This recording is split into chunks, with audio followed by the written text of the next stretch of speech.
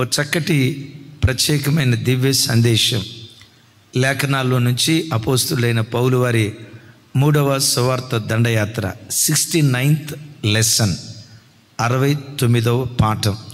రండి ధ్యానించుదాం. అపోస్తుల కార్యాలు 20వ అధ్యాయం 20-21 వచనాలు. 20-21 వచనాలు. అపోస్తుల కార్యాలు 20వ అధ్యాయం 20-21 వచనాలు. నేను చదువుతాను, నాతో కలిసి అందరూ చెప్పడానికి ప్రయత్నం చేయండి. మరియు ప్రయోజనకరమైనది ఏదియో దాచుకొనక బహిరంగముగాను ఇంటింటను మీకు తెలియచేయుచు బోధించుచు దేవుని ఎదుట మారు మనసు పొంది మన ప్రభు అయిన యేసుక్రీస్తునందు విశ్వాసం ఉంచవలెనని యూదులకును గ్రీసు దేశస్థులకును ఎలాగూ సాక్ష్యం ఇచ్చుచుంటినో ఇదంతయు మీకు తెలియను. రైట్. లాస్ట్ సెషన్లో మనం విన్నాం, అపోస్తులైన పౌలు వారు ఎఫెసీ పట్టణం నుండి సంఘ పెద్దలను పిలిపించుకొని వారితో మాట్లాడిన మాటలు. లాస్ట్ సెషన్లో నిజమైన సేవకుడు ఎలా ఉంటారు, ఆ సేవకునికి ఉండే లక్షణాలు లాస్ట్ సెషన్లో మనం విన్నాం. అపోస్తులైన పౌలు వారి ఎఫెసీ సంఘానికి చివరి మాటలు. ఎఫెసీలో దరిదాపుగా 3 సంవత్సరాల పాటు పౌలు గారు ఉన్నట్లుగా గడిచిన దినాల్లో మనం విన్నాం. ఆ 3 సంవత్సరాలు ఎఫెసీ పట్టణంలో ఉన్నప్పుడు పౌలు ఎలా ఉన్నాడో, ఏమేం చేశాడో, నిజంగా ఇది ఒక సేవకుడు, ఒక సేవకురాలు నిజంగా తెలుసుకుంటే, ఒక విశ్వాసి నిజంగా ఇది పాటిస్తే సంఘాల్లో కానీ కుటుంబాల్లో కానీ గొడవలకు ఇంత కూడా తావు ఉండదు, చోటు ఉండదు. అపోస్తుడైన పౌలు వారు ఎంత గొప్పగా ప్రసంగాలు చేసేవారో, ఆయన ప్రసంగాల కంటే ఆయన లైఫ్ చాలా డిగ్నిఫైడ్గా ఉండేది. చాలా హుందాగా,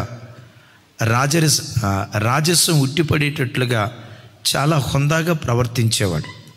తాను ప్రవర్తించిన ప్రవర్తన ప్రజలతో పంచుకుంటూ ఇలా అంటాడు, నేను మీ మధ్యలో అలా బ్రతికానా లేదా, నేను అలా నడిచానా లేదా, ఈ సంగతి మీకు తెలుసా తెలియదా అని సంఘాన్ని సాక్ష్యం అడుగుతున్నాడు. వారి మధ్యలో తను ఎలా బ్రతికాడో, అయ్యా ముత్తుగారు ఎంత ముద్దుగా బ్రతికాడో, మీ పేరు ముత్తు కదా, ఆయన ముద్దుగా బ్రతికాడు.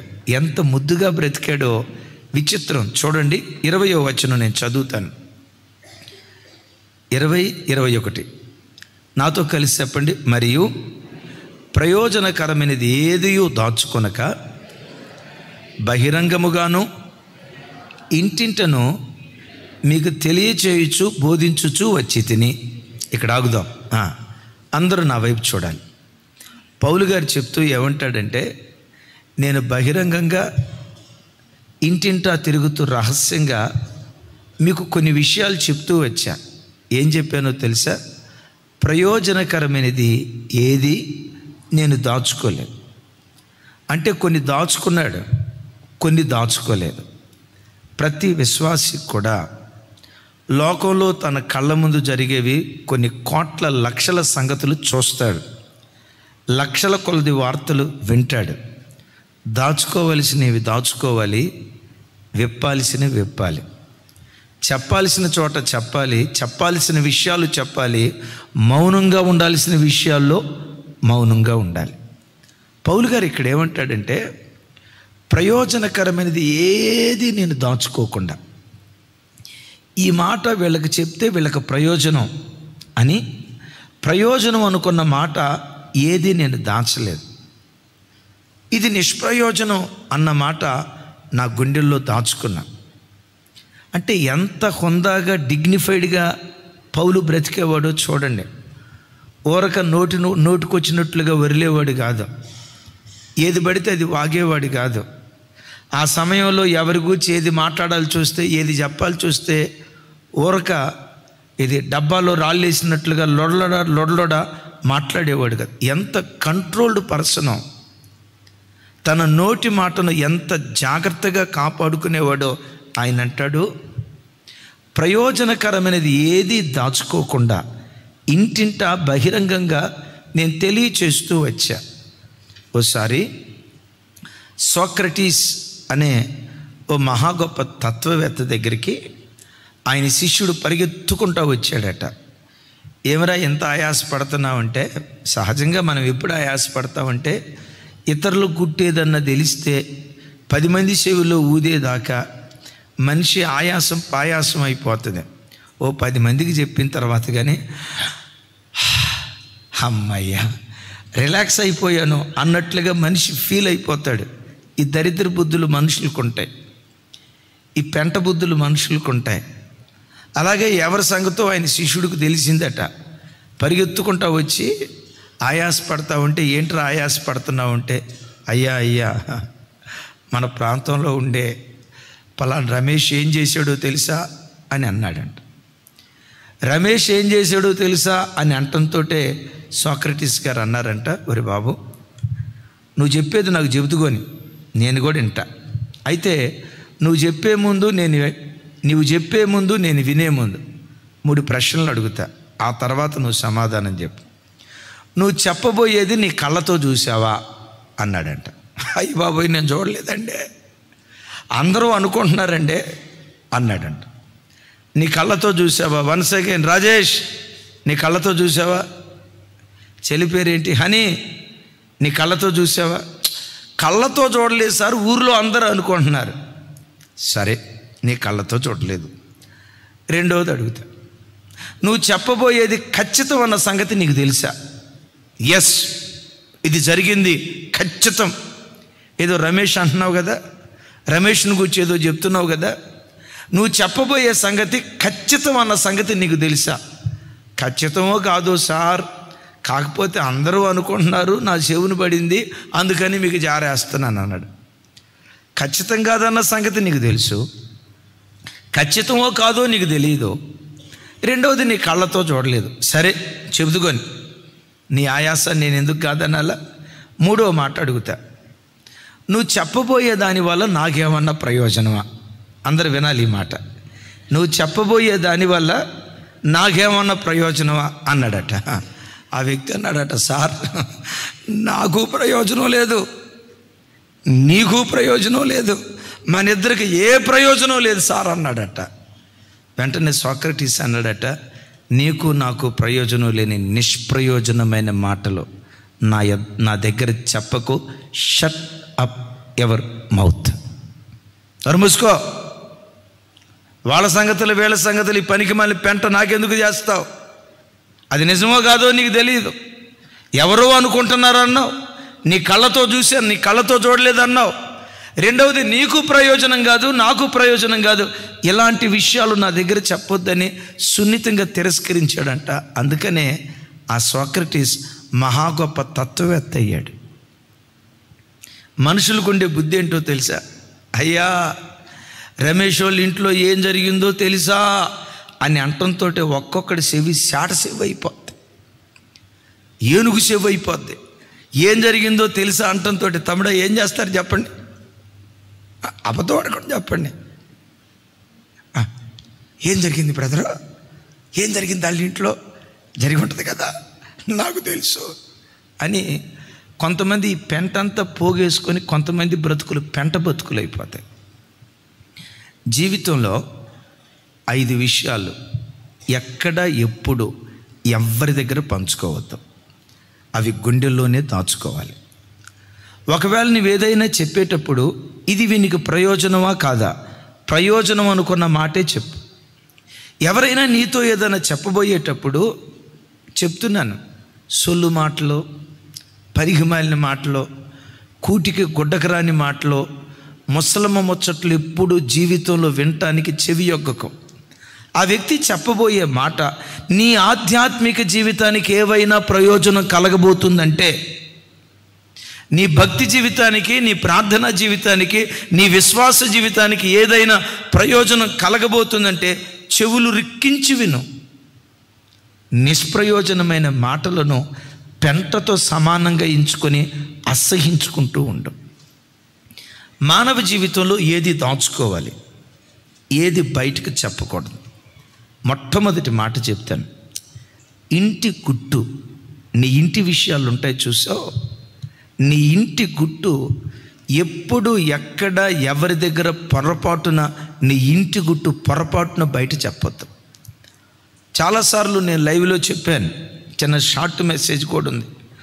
కుటుంబానికి గుట్టు ఎంత అవసరం అంటే, ఒక భక్తుడు ఇలా అంటాడు, పొలానికి గట్టు, ఇంటికి మెట్టు, సంసారానికి గుట్టు అంత అవసరం అంటాడు. మరోసారి చెప్పమంటారా? పొలానికి గట్టు. పొలానికి గట్టు లేదనుకోండి, ఆ పొలానికి పెట్టి నీళ్ళన్నీ ఏమైపోతాయి, పక్కేమిటోడు తాగుతాడు. ఇంటికి మెట్టు లేకపోతే రోడ్డు మీద ఉన్న నీళ్ళన్నీ ఇంట్లోకి వస్తాయి. కుటుంబానికి కూడా గుట్టు అంత అవసరం.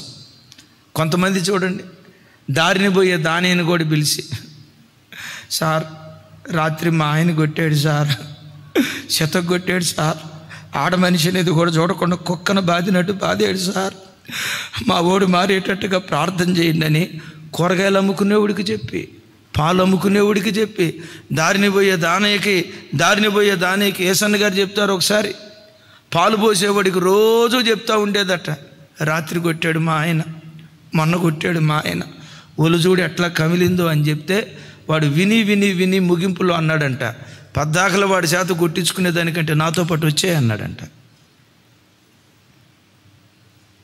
అయ్యయ్యోనా, అరే దారిని పోయే దానికి నీటి విషయాలు చెప్పటం ఎందుకు సార్? కుటుంబానికి గుట్టు చాలా అవసరం. కుటుంబానికి గుట్టు క్రైస్తవ జీవితంలో, పరిశుద్ధ గ్రంథమైన బైబిల్ అంతట్లో కుటుంబాన్ని గుట్టుగా కాపాడుకుంటూ పతనమైపోవలసిన కుటుంబాన్ని పతాక స్థాయికి చేర్చిన ఒక భక్తుడు, ఆ భక్తుని పేరు యోసేపు. యోసేపును ఐగుప్తు దేశానికి అమ్మింది ఎవరు? సొంత అన్నలు. విచిత్రం, చెరసాల్లో పడినప్పుడు యోసేపును అడుగుతారు, బాబు నువ్వు చెరసాలకి ఎందుకు వచ్చావు? నువ్వు చూస్తే చాలా మంచోడ్లాగా ఉన్నావే, నువ్వు చెరసాలకు రావటానికి కారణం ఏంటి అని యోసేపును అడిగితే చూడండి యోసేపు మాట్లాడిన మాటలు. ఆదికాండం 40వ అధ్యాయం 15వ వచనం. తమ్ముడు త్వరగా చిన్న మీరు మైక్లో చదవండి. రైట్, నాతో కలిసి చెప్పండి. ఏలయనగా నేను హెబ్రీయుల దేశము నుండి దొంగిలించబడి తిని, అది నిశ్చయం. ఒకసారి నా వైపు చూసి సమాధానం చెప్పండి. వాళ్ళు అడిగారు, బాబు నువ్వు చెరసాలకు రావటానికి కారణం ఏంటి? నువ్వు చూస్తే చాలా మంచోడ్లాగా ఉన్నావు, ఎందుకు జైలు పాలయ్యావు? అసలు నీది ఎక్కడో హెబ్రీ దేశం కదా, హెబ్రీ దేశం నుంచి ఐగుప్తు దేశానికి ఎందుకు నువ్వు వచ్చావు అని అంటే ఏమని సమాధానం చెప్పాడు? హెబ్రీ దేశము నుండి నేను దొంగిలించబడి తిని అన్నాడు. ఏం చేయబడ్డాడట? నేను మీ అందరిని అడుగుతాను, నా వైపు చూసి సమాధానం చెప్పండి. అమ్మ లైవ్లో ఉన్న బిడ్డలారా, యోసేపు దొంగిలించబడ్డవాడా అమ్మబడ్డవాడా? చెప్పాలి తమ్ముడు, దొంగిలించబడ్డవాడా అమ్మబడ్డవాడా? మరి ఏమని చెప్తున్నాడు? నేను దొంగిలించబడ్డాను అంటాడు. అమ్మబడ్డాను అని ఎందుకు చెప్పలా? ఒకవేళ అమ్మబడ్డాను అని చెప్తే డెఫినెట్గా నెక్స్ట్ క్వశ్చన్ రేజ్ అయిపోయేది. ఏమని? ఎవరమ్మారు నిన్ను? ఎవరమ్మారు? తన అన్నలు అమ్మారు అని చెప్పుకోవాల్సి వస్తుంది. తన అన్నలు అంత కీడు చేసినా ఇంత కూడా బయట పెట్టకుండా ఎంత గుట్టుగా బ్రతుకుతున్నాడో చూడండి. ఆయన వయసు 25, వయసుకు మించిన పరిణితి. కొంతమంది చూడండి, ఇంట్లో అత్త కోడల మధ్య ఏదన్నా చిన్న గొడవ అయితే ఈ కోడలో ఆ ఇంటి ఎదురామ దగ్గరికి వెళ్ళి, మా అత్త ఏమందో తెలుసా, నేను కాబట్టి ఆ ఇంట్లో కాపురం చేస్తున్నా, ఇంకొక ఆడదైతే ఈ అత్త ఇంకొక ఇంటికి వెళ్ళి, అమ్మమ్మ వచ్చింది మా కోడలు, రాకాసి రంప, గయ్యాలి గంప, సూర్యకాంతానికి అక్క, పిచ్చి మొఖమా. వాళ్ళు ఏమన్నా నీ పంచాయతీ తీరుస్తారా? కొంచెం ఘాటుగా చెప్తా, నీ నోటి దురద కోసం చెప్పుకోవటమే కానీ వాడేమైనా నీ సమస్య తీరుస్తాడా? నీ వేద్యంలో న్యాయం తీరుస్తాడా?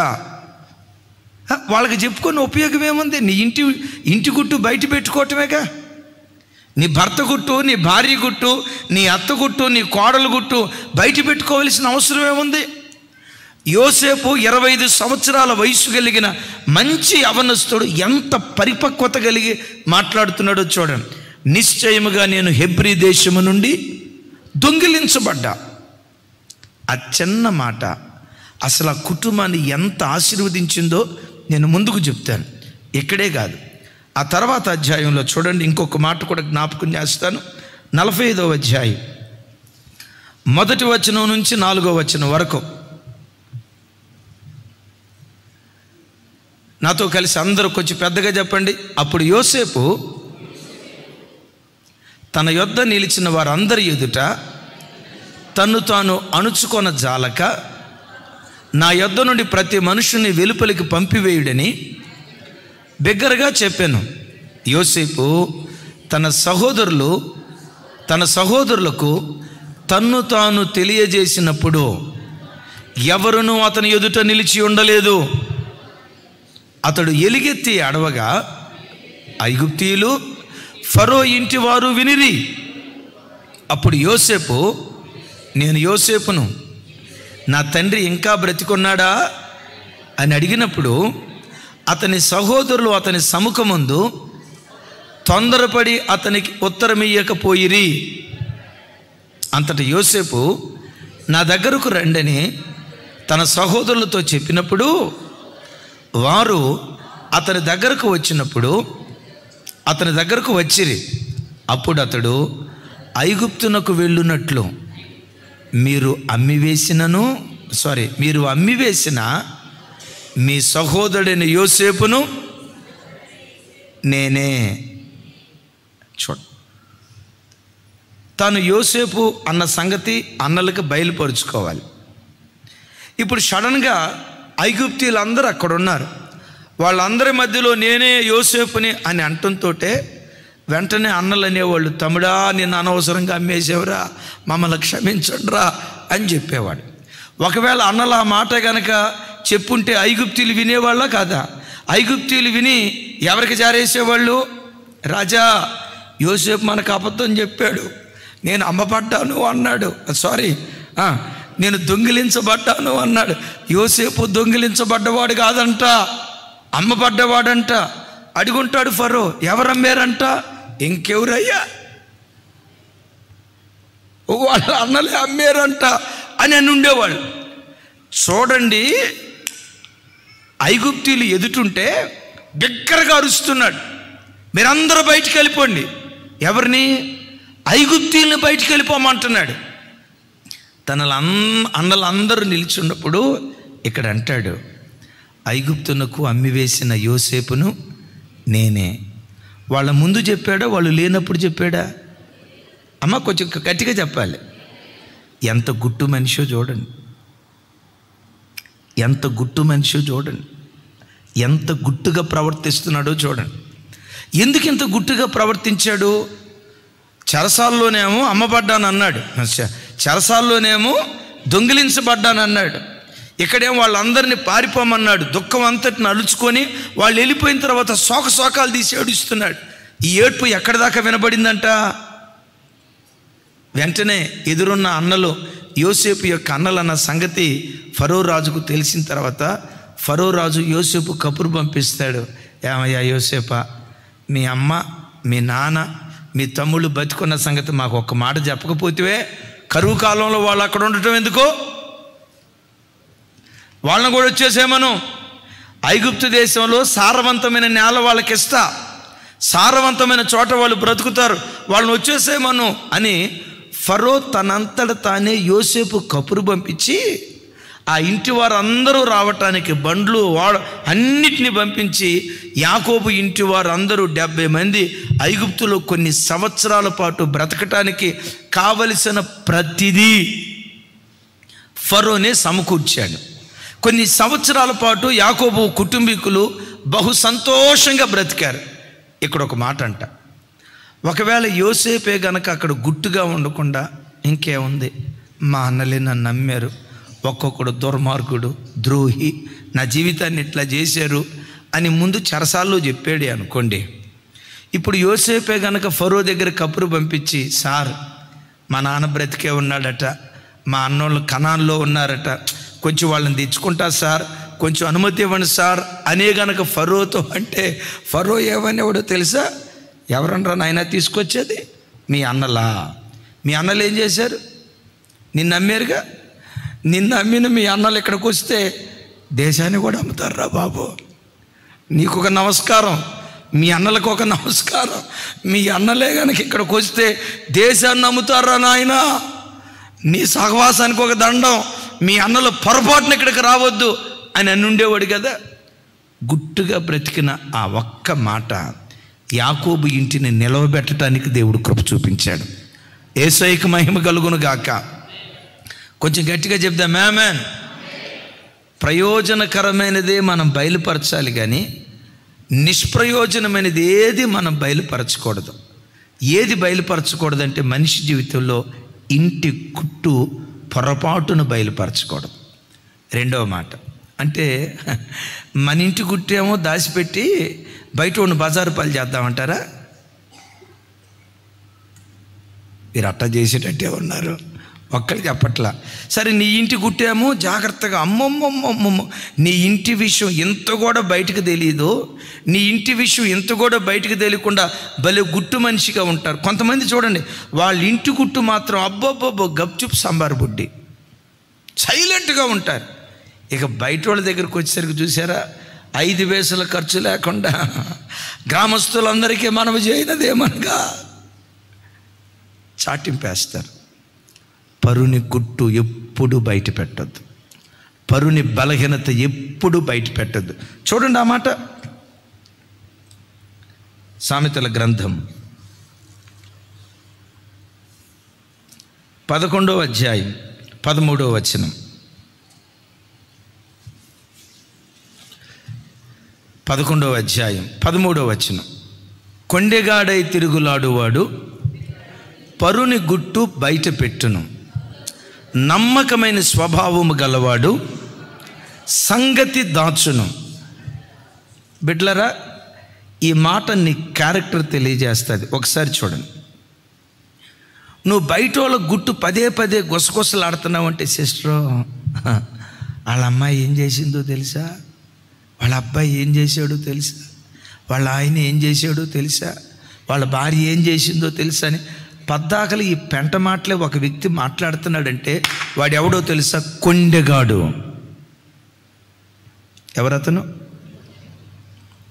ఎప్పుడైనా ఇతరుల గురించి గుసగుసలు మాట్లాడినట్లుగా నీకు జ్ఞాపకం వస్తే నువ్వు కొండెగత్తెవి అన్న సంగతి గుర్తుకు తెచ్చుకో. ఇతరుల గుట్టు పదే పదే నువ్వు గుసగుసలాడుతున్నావు అంటే నువ్వు నమ్మకమైన స్వభావం కలిగిన వాడివి కాదు అన్న సంగతి గుర్తు తెచ్చుకో. ఒకవేళ ఆ గుట్టు విప్పాలు చూస్తే ఎక్కడ విప్పాలో తెలుసా?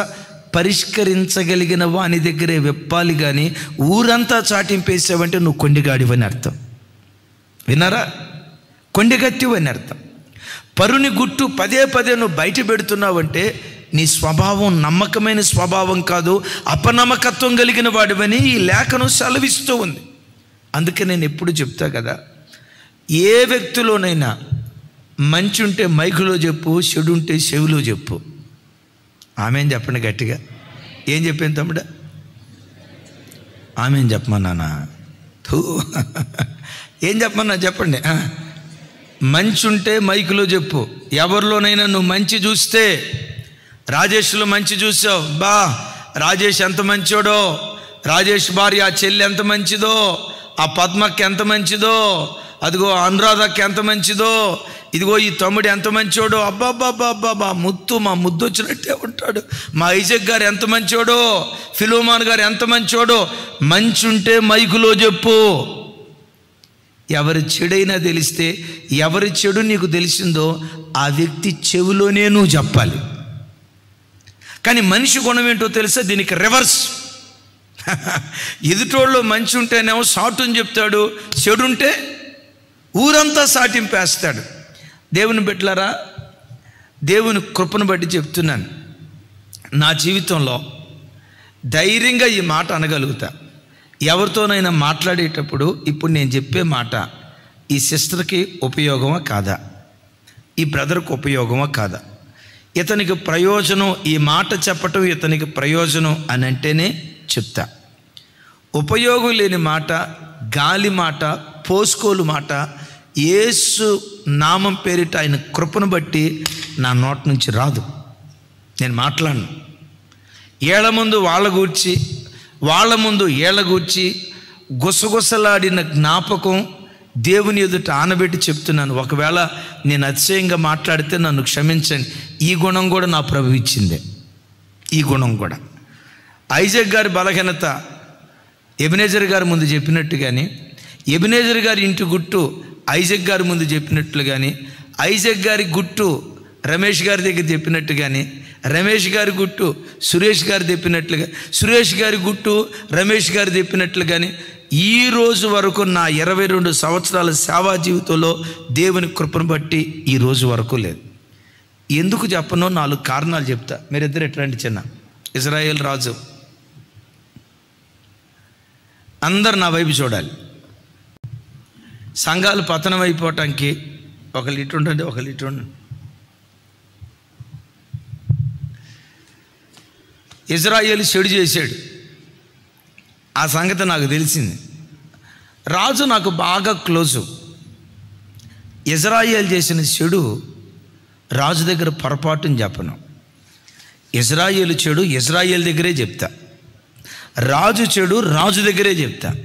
వీళ్ళిద్దరిలో ఎవరిలో మంచి ఉన్నా మంచి మాత్రం మైకులో చెప్తా. ఆమెం చెప్పండి. ఏమన్నాను? ఇజ్రాయేలు చెడు ఏదైనా ఉందంటే ఇజ్రాయేలు చెడు రాజుతో చెప్పను. మీరు కూడా నేర్చుకోండి. ఒకళ్ళ చెడు ఇంకొకళ్ళ దగ్గర పొర్రపాటున మాట్లాడొద్దు. ఎందుకు మాట్లాడనో చెప్తాను. ఈరోజు చెడ్డవాడిగా కనపడిన ఇజ్రాయేల్ ఏమో రేపు దేవుడు కనికరిస్తే ఈ చెడ్డోడు రేపు మంచోడు అవ్వచ్చు. చెడ్డోడు చెడ్డోడు చెడ్డోడు అని నోరు బారేసుకున్న నేనున్నాను చూసారా, రేపు తీర్పు దినాన దేవునికి లెక్క చెప్పాలి. Got my point. ఎందుకు నేను చెడు చెప్పను? ఇజ్రాయేల్ చెడ్డోడు ఇజ్రాయేల్ చెడ్డోడు పరిష్కరించగలిగే వాడికి చెప్పాలి. మరలా ఈ మాట వినండి, దారిని పోయే దానికి చెప్పొద్దు. ఓ దైవజనుడికి చెప్పాడంటే ఎస్ అవసరం, దేవునికి చెప్పావంటే అవసరం, లేదు ఇజ్రాయేలు తండ్రికి చెప్పావంటే అది అవసరం. దారిని పోయే దానియ గుసగుసలు చెప్పావంటే దేవుని ఎదుట నేరస్తులం అయిపోతాం. ఎందుకు ఇశ్రాయేలు చెడుతాను ఇంకొకరి దగ్గర చెప్పనంటే ఈరోజు చెడ్డోడే, ఈ చెడ్డోడే రేపు నాకంటే మంచోడుగా మారచ్చు. రెండోది, ఈయన చెడుతనం రాజు దారిని పోయే దానయ్య. ఏ దానయ్య చెప్పాలి గట్టిగా? ఈయన దారిని పోయే దానయ్య. ఈ దానయ్యకి చెప్తే సమస్య ఏమన్నా పరిష్కారం అవుతా? నా ఇంటి గుట్టు నేను ఈయనకి చెప్పా. ఈయన ఎవరో పొరుగోడు ఈయనకి చెప్పా. ఈయన ఏమైనా దీన్ని పరిష్కరించగలుగుతాడా? పరిష్కరించలేనుడికి చెప్పటం ఉపయోగం ఏముంది? మూడవది, ఈయనకి నేను చెప్తే ముందు మాత్రం జరిమి అన్న నువ్వెంత మంచోడు అయితే మీ ఇంట్లో ఎట్లా జరిగిందా అన్న, అక్కెట్టా చేసిందా అన్న, అబ్బాయి ఎట్టా చేశాడా అన్న అని నా కన్నీళ్లు తుడుస్తున్నట్లుగా ముందు మాట్లాడతాడు. ఈయన మావులోడా పక్కెళ్ళిన తర్వాత ఏమంటాడు తెలుసా? వాడికి అట్టాగే కావాలా. ఏ మావులోడా ఇప్పుడు కానీ చెప్పండి తెక్క కుదిరిందా? ఇప్పుడు కానీ వాడికి తెక్క కుదిరింది. బయట ఏమో సానుభూతి మాటలు మాట్లాడతాడు, పక్కకి వెళ్ళిన తర్వాత వాడికి అట్లాగే కావాలని నవ్వుకుంటారు. నేనంట మన కుటుంబ గుట్టు బజారు పాలు చేయటం ఎందుకు? ఇంకొకరు గుట్టు మనం బజారు పాలు చేయాల్సిన అవసరం ఏముంది? వినండి. నాలుగవది, ఖరీదైన మాట గుండెల్లో రాసుకోండి. ఇజ్రాయేలు గుట్టు నేను రాజుకు చెప్పా. రాజు నా క్లోజు, వీళ్ళిద్దరికి మాత్రం పడదు. వీళ్ళిద్దరికి పడదన్న సంగతి మనం తెలుసుకొని ఇజ్రాయేల్ సంగతి రాజుకు చెప్పి, రాజు ఇజ్రాయేల్ అసలు మంచోడు కాదు, వాడు యూజ్లెస్ ఫెలో, దిట్టు అని నోటికొచ్చినట్టు చెప్పేవాడు, అస్సలు మంచోడు కాదు అని చెప్పా. గమనించండి, మానవ బంధాలు ఎప్పుడు పర్మనెంట్గా ఒక రకంగా ఉండవు. ఈరోజు బద్ధ శత్రువులు రేపు ప్రాణ స్నేహితులు అవుతారు. ఈరోజు ప్రాణ స్నేహితులు రేపు ప్రాణం తీసేవాళ్ళు అవుతారు. ఈరోజు జిగిరి దోస్తులు, దోస్త్ అను, అరే ఇట్లా అనాలా దోస్త్ అంటే అను, దోస్త్. ఈరోజు దోస్తులే ఇట్లను ఈరోజు దోస్తులే, రేపు అంటాడు ఖటీఫ్. ఈరోజు జిగిరినే. ఎప్పుడైనా మా ఇద్దరికి చెడింది అనుకో, మా ఇద్దరికి చెడింది. మానవ బంధాలు ఎప్పుడు పర్మనెంట్గా ఒక రకంగా ఉండవు. నేనంట దేవునితో ఉండే బంధమే పర్మనెంట్గా శాశ్వత కాలం ఏకరీతిగా ఉంటుంది. ఆయన ఎప్పుడు మన ప్రాణప్రియుడే, మనం ఎప్పుడు ఆయన ప్రాణానికి ప్రియమైనటువంటి వాళ్ళమే. ఆయనతో ఉన్న బంధం ఎప్పుడూ జడదు. ఈ మనుషుల మధ్యలో ఉన్న బంధం ఉందో చూసారా? ఈరోజు బద్ధ శత్రువులు, ఒకళ్ళ వైపు ఒకళ్ళు ఉరి చూసుకోండి. నా ఇది నేను తెలుసుకొని, అబ్బా నాకు ఇజ్రాయేల్ అంటే పడదు. నేను రాజుని దగ్గరికి తీసుకొని, రాజా ఇజ్రాయేల్ ఉన్నాడు, వాడు ఎంత దుర్మార్గుడంటే తూ అసలు వాళ్ళ నాన్నని ఎట్ట పెంచాడో అర్థం కాల, అట్టటోడు ఇట్టటోడు అని రాజుకు చెప్పా. రేపు రాజుకు నాకు చెడింది. వీళ్ళిద్దరు క్లోజ్ ఫ్రెండ్స్ అయ్యారు. విన్నారా? వీళ్ళిద్దరు క్లోజ్ ఫ్రెండ్ అయిన తర్వాత అప్పుడు రాజు ఏం చెప్తాడు? రాజు ఏం చెప్తావు?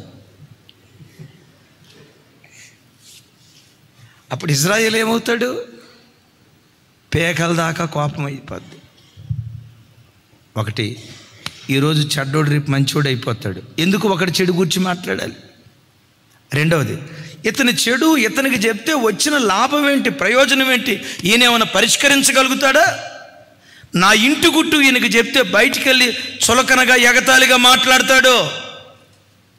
ఎందుకు మన గుట్టు బయటకు చెప్పొద్దంటే, ఒకరి విషయం ఇంకొకరితో ఎందుకు చెప్పొద్దంటే, ఈరోజు ప్రాణ స్నేహితులు అనబడే వాళ్ళే రేపు బద్ధ శత్రువులు అవుతారు. ఈరోజు బద్ధ శత్రువులుగా ఉన్న వాళ్ళే రేపు ప్రాణ స్నేహితులు అవుతారు. అప్పుడు ఈ వ్యక్తి మన గూర్చి ఏమేమన్నావో చెప్తే మనలను గూర్చి చులకనగా. నేను ఒక ఆయన ఎరుగుతున్నాను నిలబడి, ఈయన గూర్చి ఈయన ముందు చెప్పాలంటే ఏం చెప్తాడో తెలుసా? రాజయ్య నా కొడుకు లాంటివాడు, నా కొడుకు లాంటివాడు. నాకు ఎంతమంది కొడుకులన్నా నా అసలు కొడుకు ఈయనే, నా కొడుకు లాంటివాడు. నా ప్రాణానికి ప్రాణం పెడతాడు. ఎంత మంచివాడిని భూమి మీద ఎక్కడా చూడలేదు అని రాజు ఇజ్రాయేల్ ముందు చెప్తాడు రాజు గురించి. రాజు అట్లా పోయిన తర్వాత ఏమంటాడు తెలుసా? ఆడొట్టి సన్నాసిన అయ్యాలయ్యా, ఓరకట్ట చెప్పే అంతే. ఆడొట్టి దౌర్భాగ్యుడయ్యా, వాడు ఎప్పుడు చర్చిలో నుంచి పోతాడా అని రోజు ప్రార్థన చేస్తున్నానయ్యా అంటాడట. ఇప్పుడు ఇజ్రాయేల్ ఈ మాటని రాజు ముందేమో అట్లా మాట్లాడాడు, పోయిన తర్వాత ఇట్లా అన్నాడు. రేపు ఈరోజు నేనున్నప్పుడేమో నన్ను గురించి మాట్లాడతాడు, నేను పోయిన తర్వాత ఇగబండి. నంబర్ 1, ఇంటి గుట్టు ఎప్పుడు బయట చెప్పొద్దు. రెండవది, పొరుగు అని గుట్టు ఎప్పుడు బయట చెప్పొద్దు. అలా నువ్వు చెప్తున్నావంటే నువ్వు కొండెగత్తెవి అని, అలా నువ్వు చెప్తున్నావంటే నీ స్వభావం నమ్మకమైన స్వభావం కాదని. మూడవ మాట, జీవితంలో ఎప్పుడైనా ఎవరికైనా ఏదైనా సహాయం చేస్తే నువ్వు చేసిన మేలు, కుడి చేతితో చేసిన సహాయం ఎడం చేతికి తెలియకుండా నువ్వు చేసిన ధర్మం, నువ్వు చేసిన ఉపకారం ఎప్పుడు బయట చెప్పొద్దు, గుట్టుగా ఉంచు. అలా గుట్టుగా ఉంచే రహస్యమందు చూచుచున్న దేవుడు మనకు ప్రతిఫలం ఇవ్వటం ప్రారంభిస్తాడు. చూడండి ఆ మాట, మత్తయి సువార్త 6వ అధ్యాయం 3-4 వచనాలు.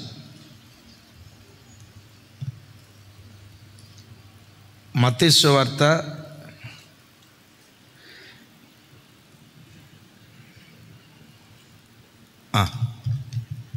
6వ అధ్యాయం 3వ వచనం. నాతో కలిసి చెప్పండి. నీవైతే ధర్మము చేయనప్పుడు నీ ధర్మము రహస్యముగా నుండు నిమిత్తము నీ కుడి చెయ్యి చేయునది నీ ఎడమ చేతికి తెలియకుండా వలెను. అట్లయితే రహస్యమందు చూచు తండ్రి, రహస్యమందు చూచు నీ తండ్రి నీకు ప్రతిఫలం ఇచ్చును. ఒకసారి నా వైపు చూడండి. మనం ఏదైనా చేసాం, ఎవరికైతే చేసామో చేసేవాడి దగ్గర నుంచి చేసేవాడి దగ్గర నుంచి ప్రతిఫలం రావాలా? ఏ దేవుని నామం పేరిట చేసామో ఆ దేవుని యొద్ద నుండి ప్రతిఫలం రావాలా? చెప్పాలి. మనుషునికి చేసింది 10 మందికి మనం చెప్పుకున్నాం అనుకో, బా ఆయన త్యాగమూర్తిరా, చాలా మంచోడురా, ఇంత దానం చేశాడురా అని 10 మంది మాటలతో ప్రశంసించి వదిలిపెడతారు. ఇప్పుడు 10 మందికి తెలిసిందంటే రహస్యమందు చూస్తున్న దేవునికి ఆ విషయం మరుగైపోద్ది. దేవుని యొద్ద నుంచి అప్పుడు మనకు ప్రతిఫలం రాదు. నేనంట, నువ్వు చేసింది ఎవ్వరికి తెలియకుండా ధర్మం చేసేటప్పుడు కుడి చేతితో చేసింది ఎడం చేతికి తెలియకుండా నువ్వు రహస్యంగా చేస్తే రహస్యమందు చూచుచున్న దేవుడు నీకు ప్రతిఫలం ఇవ్వటం ప్రారంభిస్తాడు. అటుగా చెప్దాం ఆమేన్. ఎవరు ప్రతిఫలం ఇస్తారు? మనకు ప్రతిఫలం మనుషుల ద్వారా రావాలా, దేవుని ద్వారా రావాలా? ఈ కాలంలో చూడండి, ధర్మం చేసేటప్పుడు కుడి చేతితో చేసింది ఎడం చేతికి తెలియకుండా ఉండాలి అని అంటే చాలా చోట్ల మరి అది సేవకులకి అది తప్పు ఒప్పు అనిపిస్తుందో లేదో నాకు తెలియదు. వరద బాధితులకు సహాయం చేశారు పాస్టర్ గారు, కుడి చేతితో చేసింది ఎడం చేతికి. ఇప్పుడు దాన్ని మన ఫోటో తీసాం, సోషల్ మీడియాలో పెట్టాం, అందరికీ తెలిసిందంటే ప్రతిఫలం వస్తుందా రాదా? అరే కిలో వంకాయలు ఇచ్చింది ఫోటో తీస్తివాయా, కిలో బెండకాయలు ఇచ్చింది ఫోటో తీస్తివాయా, కోటా బియ్యం కిలో ఇచ్చింది ఫోటో తీస్తివాయా. ఆ ఫోటో తీసి ఏం చేస్తున్నారు చెప్పాలి? సోషల్ మీడియాలో పెడుతున్నారు, పలానా పాస్టర్ గారు ఇంత సహాయం చేశాడు, పలానా పాస్టర్ గారు ఇంత సహాయం. దేవుడేమంటాడు? ధర్మము చేయునప్పుడు కుడి చేతితో చేసింది ఎడమ చేతికి తెలియకుండా రహస్యంగా నువ్వు చేస్తే రహస్యమందు చూచుచున్న దేవుడు నీకు ప్రతిఫలం ఇవ్వటం ప్రారంభిస్తాడు. యేసయ్యకు మహిమ కలుగును గాక. ఎప్పుడు నీ ఇంటి గుట్టు బయట చెప్పొద్దు. రెండవది, పొరుగువాని ఇంటి గుట్టు ఎప్పుడు బయట చెప్పొద్దు. మూడవది, నువ్వు చేసిన ధర్మం ఎప్పుడు బయట చెప్పొద్దు. నాలుగవది, గడిచిన దినాల్లో నీ బలహీనతలు ఏవైతే ఉన్నాయో, నీ పొరపాట్లు ఏవైతే ఉన్నాయో, నీ పొరపాటు చెప్తే, నీ తప్పు చెప్తే దేవుని ఎదుటే చెప్పు, కానీ మనుషులు ఎదుట పొరపాటుని చెప్పొద్దు. చెప్పేవే అనుకో, జీవితకాలం నువ్వు చేసిన పొరపాటును దేవుడు క్షమిస్తాడు, మర్చిపోతాడు. మనుషునికి చెప్తే మనుషుడు క్షమిస్తాడు కానీ మర్చిపోడు. ఈ మాట బాగా గుర్తుంచుకోండి. ఫర్ ఎగ్జాంపుల్, బ్రదర్, నేను అంతకు మునుపు ఫుల్గా తాగేవాడిని బ్రదర్, కానీ ఇప్పుడు చర్చికి వస్తున్నాను, బాప్తిస్మం తీసుకొని కూడా కొంతకాలం తాగాను బ్రదర్. తాగుడు అనే మాట చిన్నది, నేను ఆ పెద్ద మాట చెప్పలేక ఈ చిన్న మాట చెప్తున్నా. అంతకు మునుపు ఇట్లా తిరిగాను బ్రదర్, బాప్తిస్మం తీసుకున్న తర్వాత కూడా తిరిగాను బ్రదర్, తర్వాత నా బ్రతుకు మార్చుకున్నాను బ్రదర్, నీతిగా బ్రతుకుతున్నా బ్రదర్ అని చెప్పావు. ఇదే సంగతి దేవునికి చెప్పావు, దేవుడు క్షమిస్తాడు, మర్చిపోతాడు. మనిషికి చెప్పావు అనుకో, మారేడులే అని క్షమిస్తాడు, కానీ మనసులో నువ్వు ఎప్పుడైనా నిలవబడి పాట పాడితే, ఇప్పుడు రాగాలు తీసి పాడుతున్నాడు కానీ అప్పుడు మనోడు బతుకు నాకు తెలియదా, అప్పుడు ఎట్టా తిరిగినోడంట, అప్పుడట్టా చేసినోడు అంటానని బ్రతుకు కాలమంతా గుచ్చి నువ్వు బలవంతుడు అయిన తర్వాత కూడా నీ బలహీనతను గూర్చే మాట్లాడతారు. విన్నారా ఈ మాట? నువ్వు బలవంతురాలివైన తర్వాత కూడా నీ బలహీనతను గూర్చే మాట్లాడుతూ, ఆ రోజు ఆమె ఏం చేసిందో తెలుసా, ఆ రోజు ఆమె ఎట్లా ప్రవర్తించిందో తెలుసా. ఒకరోజు ఓ దైవ సేవకునికి ఒక తల్లి ఉత్తరం రాసిందట, అయ్యా, నేను చదువుకునే రోజుల్లో తప్పుగా తిరిగా, నాకు ఒక ఎఫ్ఐఆర్ ఉండేది, ఇట్లా దారి తప్పి ప్రవర్తించా, తర్వాత మారు మనసు పొందా, ప్రభువుని నమ్ముకున్నా, వివాహమైన 2 సంవత్సరాల నుంచి నా లోపటి నుంచి ఏదో ఒక తెలియని ప్రేరేపణ, అప్పుడు చేసిన తప్పు నీ భర్త దగ్గర ఒప్పుకో, అప్పుడు జరిగిన పొరపాటు నీ భర్త దగ్గర ఒప్పుకో, అప్పుడు నువ్వు కాలు జారిన పరిస్థితి నీ భర్త దగ్గర ఉన్నది ఉన్నట్లుగా యథార్థంగా చెప్పు, ఎందుకంటే యథార్థవంతులను బలపరచుటకై దేవుని కనుదృష్టి లోకమంతా సంచరిస్తూ ఉంది అని బైబిల్లో రాసింది కదా. ఒప్పుకో, చెప్పు అని ఒకటే ప్రేరేపణ, అది దేవుని ప్రేరేపణ దయ్య ప్రేరేపణ నాకు అర్థం కావట్లేదయ్యా, దీని విషయమై మీరేం చెప్తారో చెప్పండి అని పాస్టర్ గారి కొత్తను రాసిందంట. తమ్ముడా నువ్వేం చెప్తావు చెప్పమంటా వద్దా? కరెక్ట్గా చెప్పావు తమ్ముడా, చెప్పొద్దు అంటున్నాడు. చెప్పకూడదు. ఇప్పుడు అక్కడ అన్నం ఉంది, గంజి, నువ్వు తాగుదాం అనుకొని అక్కడ గంజి పెట్టుకున్నావు, అన్నం పెట్టుకున్నావు. ఈలోపు కిచెన్లోపు వచ్చేలోపు కుక్క మూతి పెట్టేసి నీ అలికిడి చూసేసి అది వెళ్ళిపోయింది. అది వెళ్ళిపోయిన సంగతి నీకు తెలియదు, మూతి పెట్టిన సంగతి తెలియదు. అక్కడెక్కడో ఒక 1/2 కిలోమీటర్ దూరంలో ఉన్న భార్య ఎక్కడో సీసీ కెమెరాలోంచి చూసింది. నువ్వు వచ్చావు ఆవురావురమని కుక్క మూతి పెట్టిన అన్నం తినేసావు. తినేసిన అర్ధగంట తర్వాత భార్య వచ్చి, ఏమయ్యో నువ్వు అన్నం తిన్నావే, ఆ తిన్న అన్నం కుక్క మూతి పెట్టింది అని చెప్పేవనుకో, ఇక చూడండి తిన్న అన్నం వ్యాక్ ఒకటే వామిటింగ్ అయిపోద్ది. వామిటింగ్ కాదు, లోపటంతా మెదులుతూ ఉంటుంది. ఇక అయిపోయింది కదా, ఇక ఆ కంపు ఎందుకు, ఆ పెంట ఎందుకు, ఆ చెత్త ఎందుకు? నీ బలాలు కానీ బలహీనతలు కానీ చాలా గుట్టుగా ఉండాలి. ఒక భక్తుడు అంటాడు, అంతరంగపు లాగు బయట కనపడకుండా అలాగని వేషధారిగా బ్రతకాలని కాదు సుమి, వేషం వేసుకొని బ్రతకాలని కాదు. నీ బలం కానీ బలహీనత కానీ పదే ఎవరితో చెప్పుకోకో. ఓసారి దెలీలమ్మ సంసోన్ అయ్యి వచ్చినప్పుడల్లా ఒకటే అంటా ఉండేది. ఏమడిగేది చెప్పండి?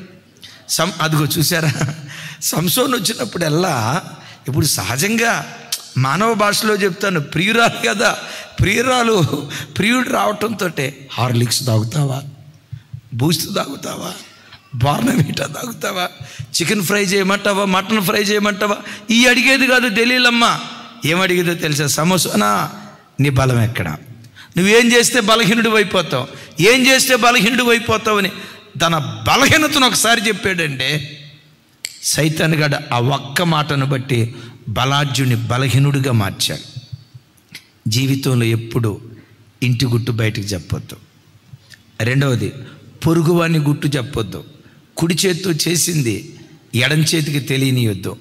నాలుగవది, నీ బలహీనతలు నీ బలాలు పదే బయట ఎవరికి నీ బలహీనత ఎక్కడ చెప్పుకోకు. ఒకవేళ చెప్పాలి చూస్తే బలహీనుని బలవంతుడిగా మార్చగలిగే దేవుని దగ్గరే మన గుండె చప్పుడు వినిపించుదు గాక. కొంచెం గట్టిగా చెప్దాం మ్యామన్. ఆఖరి మాట చెప్పి ఏది దాచుకోవాలి, ముగిస్తా. ఏది దాచుకోకూడదు, ఏది 10 మందికి మనం చెప్పాలి. దాచుకోవలసినవి ఉన్నాయి, దాచుకోకూడనివి ఉన్నాయి. ఏం దాచుకోవాలి అంటే ఆఖరి మాట, నీ సంపద, దేవుడు నీకు ఇచ్చిన ఆధిక్యత, దేవుడు నీకు ఇచ్చిన గొప్పతనం, దేవుడు నీకు ఇచ్చిన నీ ఔన్నత్యం పదే ఎక్కడ బయటకు చెప్పుకోకో. ఒకసారి హిజ్కియా రాజు చేసిన పొరపాటు చూడండి ఒకసారి. యెషయా గ్రంథం 39వ అధ్యాయం 1వ వచనం నుంచి 8వ వచనం వరకు చాలా విషయాలు ఉంటాయి. అవన్నీ చదివించలేను కానీ అవసరమైన మాటలు చెప్తాను. చూడండి ఒకసారి. ఆ కాలమందు బబులోను రాజును బలాదాను కుమారుడునైన మెరోదక్బలదాను హిజ్కియా రోగి అయి బాగుపడిన సంగతి విని పత్రికలను కానుకలను అతని యొద్దకు పంపగా, 2వ వచనం, హిజ్కియా దోతలు వచ్చిన మాట విని వారిని లోపలికి రప్పించి తన ఇంటినేమి రాజ్యమందేమి కలిగిన సమస్త వస్తువులలో దేనిని మరుగు చేయక తన పదార్థములు గల కొట్టును, వెండి బంగారములను, గంధవర్గములను, పరిమళ తైలములను, ఆయుధశాలలను, తన పదార్థములను ఉన్న సమస్తమును వారికి చూపించెను. పిమ్మట ప్రవక్త అయిన యెషయా రాజైన హిజ్కియా యొద్దకు వచ్చి, ఆ మనుషులు ఏమనిరి, నీ యొద్దకు ఎక్కడి నుంచి వచ్చిరి అని అడుగగా, హిజ్కియా బబులోనును దూరదేశము నుండి వారు వచ్చి ఉన్నారని చెప్పాను. నీ ఇంట వారేమి చూసితురని అతన్ని అడుగగా, హిజ్కియా, నా పదార్థములలో దేనియు మరుగు చేయక నా ఇంటనున్న సమస్తమును నేను వారికి చూపించి ఉన్నాను నేను. అంతటా యెషయా హిజ్కియాతో ఇట్లా నేను, యెహోవా సెలవిచ్చు మాట వినుము. రాబో దినములలో ఏమీ మిగలకుండా నీ ఇంటనున్న సమస్తమును నేటి వరకు నీ పితరులు సమకూర్చి దాచిపెట్టినది అంతయు బబులోను పట్టణమునకు ఎత్తుకొని పోవుదురని సైన్యములకు అధిపతిగా యెహోవా సెలవిచ్చుచున్నాడు. మరియు నీ గర్భమందు పుట్టిన నీ పుత్ర సంతును బబులోను రాజు నగరనందు నపుంసకులుగా చేయుటకై వారు తీసుకొని పోవుదురు. ఇక్కడ భయాన్ని పుట్టించే మాట. సహజంగా మనుషునికి ఉండే గుణం ఏంటో తెలుసా? తనకేదైనా కలిగి ఉంటే కలిగి ఉన్న దాన్ని 10 మందికి చూపించుకోవాలని ఆరాటం ఉంటుంది. ఫర్ ఎగ్జాంపుల్, తను కాస్ట్లీ వాచ్ పెట్టుకున్నాడు అనుకోండి, 1,00,000 రూపాయల వాచ్, 2 లక్షల రూపాయల వాచ్ పెట్టుకున్నాడు అనుకోండి, ఏం చేస్తాడో తెలుసా? 2 లక్షల రూపాయల వాచ్ పెట్టుకున్న ఆయన జనాల మధ్యలోకి వచ్చి ఇట్లా అంటాడు. కొన్నిసార్లు ఏం చేస్తాడో తెలుసా? ఇంకొకరి దగ్గరికి వచ్చి, టైం ఎంత అయింది బ్రదరు అంటాడు.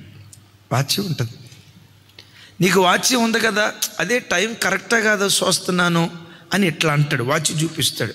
చూసినోడు, భలే ఉందే వాచ్, ఎక్కడిది ఇది? ఏమనుకున్నా ఈ వాచ్ దుబాయ్ వాచ్, 3 లక్షలు. ఎక్కడి నుంచి వచ్చిందంటే ఇక దాని గురించి చరిత్ర చెప్పిన తర్వాత, అబ్బో 3 లక్షల రూపాయలు వాచే, బాబోయ్ ఎంత గొప్పోడివే, ఎంత గొప్పోడు అని 4 మాటలు అన్న తర్వాత కానీ అమ్మయ్య రిలాక్స్. మంచి బట్టలు వేసుకున్నారనుకోండి, మంచి బట్టలు, కాస్ట్లీ బట్టలు వేసుకున్నారనుకోండి, మనోడు వేసుకున్న కాస్ట్లీ బట్టలు ఎవరో గుర్తించలేదు అనుకోండి, పక్కెంటోడి దగ్గరికి వెళ్ళి అంటాడు, బ్రదరు నీ సొక్కాయ భలే ఉందే, ఎక్కడ కొన్నావు అంటాడు. ఇప్పుడు ఆయన సొక్కాయ బాగుందన్న తర్వాత ఆయన ఏం అడగాలి? అరే నీ సొక్కాయ కూడా బాగుందే అని. అప్పుడు ఏం చేస్తాడో తెలుసా? ఈ సొక్కాయ ఎక్కడి నుంచి వచ్చిందో తెలుసా? మూతి ముందుకు చాపి, ఈ సొక్కాయ ఎక్కడి నుంచి వచ్చిందో తెలుసా? దుబాయ్లో మా అన్న ఉంటాడు, మా అన్న సేటు దగ్గర పని చేస్తాడు, ఆ సేటు మా అన్నంట థిక్కెస్ట్ ఫ్రెండ్సా, వాళ్ళ ఇంట్లో కూడా రానియరు. Thickest friends.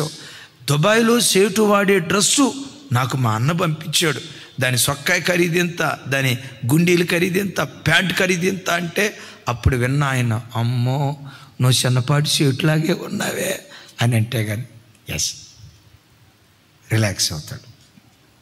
ఎప్పుడు దేవుడు నీకు ఇచ్చిన ఆధిక్యత, ఘనత, గొప్పతనం 10 మందికి చూపించుకోవటానికి ఆరాటపడద్దు.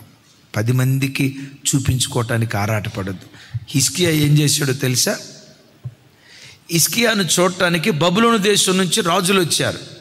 ఎందుకు? హిజ్కియా గొప్ప యుద్ధ వీరుడని కాదు, మహా గొప్ప రాజని కాదు. ఆ రోజుల్లో క్యాన్సర్ వ్యాధి బారిన పడి బ్రతికాడు. బ్రతకలా, దేవుడు బ్రతికించాడు. దేవుడు బ్రతికిస్తే కానీ బ్రతికాడు. ఈ సంగతి బబులోను రాజులకు తెలిసి విచిత్రం, ఈ హిజ్కియా రాజును పలకరించడానికి వస్తే బ్రతికించిన దేవుని గూర్చి ఒక్క మాట చెప్పల, భాగ్యాన్ని ఇచ్చిన దేవుని గూర్చి ఒక్క మాట చెప్పలేదు. బ్రతికించిన దేవుని గూర్చి, ఆ భాగ్యాన్ని ఇచ్చిన దేవుని గూర్చి ఒక్క మాట చెప్పకుండా తాను సంపాదించిన భాగ్యం అంతా చూపించాడట. పదే ఏమంటాడో తెలుసా? నా ఇల్లు, నా పదార్థం, నా వెండి, నా బంగారం, తన బంగారాన్ని తన వెండిని అంతా చూపించి చివరికి విచిత్రం తెలుసా? రాసుకునే సెంటు కూడా చూపించాడట. బ్రదరు ఈ సెంటు అందరూ వాడరు బ్రదర్, ఎలన్ మస్కే వాడతాడు, ఆ తర్వాత ట్రంప్ తర్వాత నేనే. కొంతమంది ఈ మాటలు చెప్పి బ్రతుకులో కనపడకుండా కనుమరుగైపోయారు. ఇలాంటి విమానాలు ప్రపంచంలో అందరికి ఉండవు, మాకే అంటే వాళ్ళ గొప్పతనం చెప్పుకొని దేవుని కంటే వాళ్ళ గొప్పతనాన్ని ఎక్కువగా చాటి చెప్పి కనపడకుండా కనుమరుగైపోయారు. బిడ్డలారా, నీ ఇంటికి ఎవరు వచ్చినా నీ ఫ్రిడ్జ్ చూపించుకో, మీ ఇంట్లో కూలర్ చూపించుకో. మీకు తెలుసా ఎండాకాలం వచ్చిందని మా ఆయన ఏసీ పెట్టాడు, మంచిదే, ఏసీ గురించి చెప్పుకో. ఆ ఏసీని ఆ ఏసీని కొనుగోలు చేయటానికి ఏ దేవుడు నీకు సామర్థ్యం ఇచ్చాడో ఆ దేవుని గురించి చెప్పు. నీ కారు గురించి చెప్పుకో. సైకిల్కి కూడా గతి లేని స్థితిలో ఆ స్థితి నుండి లేవనెత్తి కారు కొనుక్కోగలిగే స్థితికి ఏ దేవుడిని నిన్ను లేవనెత్తాడో ఆ దేవుని బాహుబలాన్ని గురించి నువ్వు చెప్పాలి. తుప్పు పట్టిపోయే వెండి బంగారాల గురించి మాట్లాడుకో. కాలగమనంలో కనుమరుగైపోయే వెండి బంగారాల గురించి చెప్పుకో. వాటిని దాచుకోవాలి. వాటిని దాచుకోకుండా హిజ్కియా ఏం చేశాడో తెలుసా? తన పదార్థాలన్నీ చూపించాడట. అక్కడ దాకెందుకు, చాలా చోట్ల పెళ్ళిళ్ళు జరుగుతాయి కదమ్మా, పెళ్ళిళ్ళు జరుగుతాయి కదా. కొన్ని పెళ్ళిళ్ళకి వెళ్తే విచిత్రం ఏంటో తెలుసా? పెళ్లి కూతురు ఎవరో అతిథులు ఎవరో అర్థం కాదు. ఎందుకో చెప్పండి, పెళ్లి కూతురు కంటే వచ్చిన అమ్మలక్కలు అబ్బబ్బబ్బబ్బ ఒక్కొక్క అక్క బంగారం దిగేస్తుంది. ఎందుకో తెలుసా? హిజ్కియా మనస్తత్వం. నన్ను చూడు, నా బంగారం చూడు, నన్ను చూడు, నా బంగారం చూడు.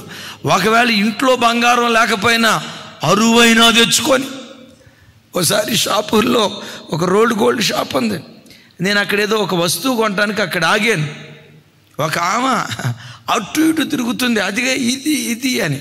షాప్ ఆయన అంటాడు, లచ్చివే, ఓ లచ్చివే, నీకేం కావాలో తొందరగా తీసుకో అంటే అంటది, ఆగుసేటో ఫంక్షన్లో గ్రౌండ్గా ఆ మాట నేను చెప్పలేనులే, తెలంగాణలో బూత్ మాట అంటే గ్రౌండ్గా కనపడాలి కదా, అందుకని ఆగానంటుంది. విచిత్రం, రోల్డ్ గోల్డ్ అరకిలో కొంది. ఎందుకమ్మంటే గ్రౌండ్గా కనపడాలని కొందంట. నేనంట, ఎప్పుడు జీవితంలో ఎవరికో గ్రాండ్గా కనపడాలని ఆర్భాటాలకు వెళ్ళొద్దు. దేన్ని బట్టి అతిశయపడ్డావో అది కనపడకుండా కనుమరుగైపోద్ది. జీవితంలో మన అతిశయం ఏదైనా ఉందంటే అది దేవుడు మాత్రమే అయ్యుండునుగాక.